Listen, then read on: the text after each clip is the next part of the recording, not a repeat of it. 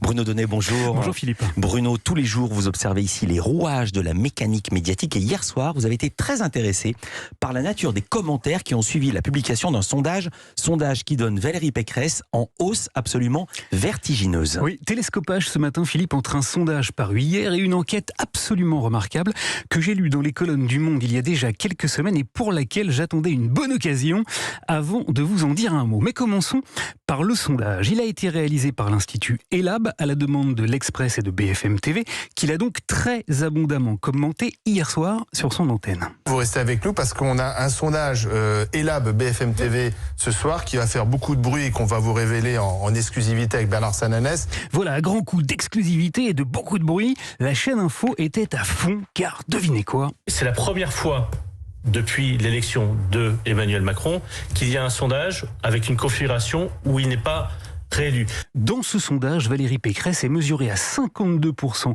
au second tour de l'élection présidentielle et Emmanuel Macron à 48%, ce qui a fait dire à BFM TV hier.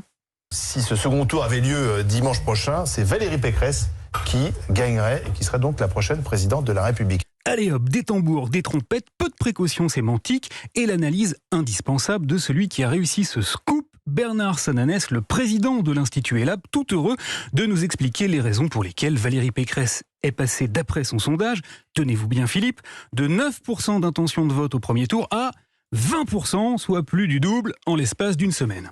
Elle incarne quelque part la nouveauté. Car d'après lui, c'est sûr, il y a 3 raisons qui expliquent cette hausse absolument prodigieuse. 1, cette femme qui est dans le paysage politique depuis plus de 20 ans incarne la nouveauté. 2, vas-y Bernard. Elle redonne à une bonne partie de l'électorat de droite la perspective d'une victoire possible. Et 3, accrochez-vous bien Philippe, car il faut avoir le sens de l'orientation et une bonne connaissance de la géographie politique pour ne pas être désorienté. Elle arrive à fédérer l'électorat de la droite au centre droit. Voilà, vous voyez où c'est.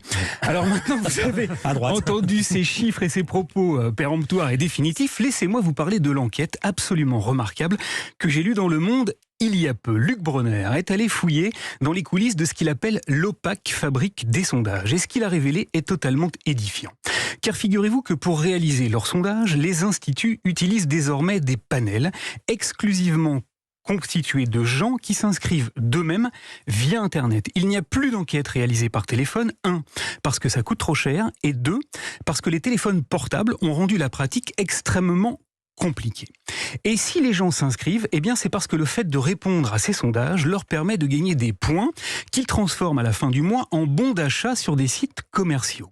D'après Luc Bronner, il n'y a strictement aucun contrôle et c'est ainsi qu'il a pu créer rien de moins que 10 comptes différents et qu'il a répondu à des sondages politiques en étant tour à tour Karim, artisan, 26 ans, habitant la région parisienne, mais aussi Ludivine, 47 ans, enseignante dans le Grand Est, ou encore Louis, 73 ans, retraité sur la Côte d'Azur. Ça va être un coup de tonnerre ce sondage. Il n'y a strictement aucun contrôle de la réalité des profils et à l'heure à laquelle Luc Bronner bouclait son enquête, 69 sondages portant sur la présidentielle de 2022 avaient déjà été réalisés, tous conduits en ligne, selon les principes que je viens de vous expliquer. C'est un coup de tonnerre, un choc, un électrochoc. Mieux encore, d'après l'enquête du journaliste du Monde, des études comparatives ont montré que sur des sujets très sensibles, tels que l'immigration ou l'islam par exemple, il pouvait y avoir 20 points d'écart, j'ai bien dit 20, entre une enquête classique réalisée par téléphone et un sondage uniquement basé sur des répondants en ligne. Alors, avant de s'emballer devant des résultats prétendument vertigineux, Effectivement, enregistre une poussée spectaculaire, plus 11 points. Nos petits camarades commentateurs seraient peut-être bien inspirés de s'interroger sur les méthodes réellement employées et de se demander qui, en matière de sondage, se fait régulièrement berner et bien sonder l'IFOP par Louis Harris. Merci beaucoup Bruno Donnet. À demain, vous m'avez donné une idée. Je vais lancer une invitation parce que j'imagine que Bernard Sananès a des réponses à vous faire et à faire au papier de Luc Bronner dans Le Monde. L'invitation est lancée.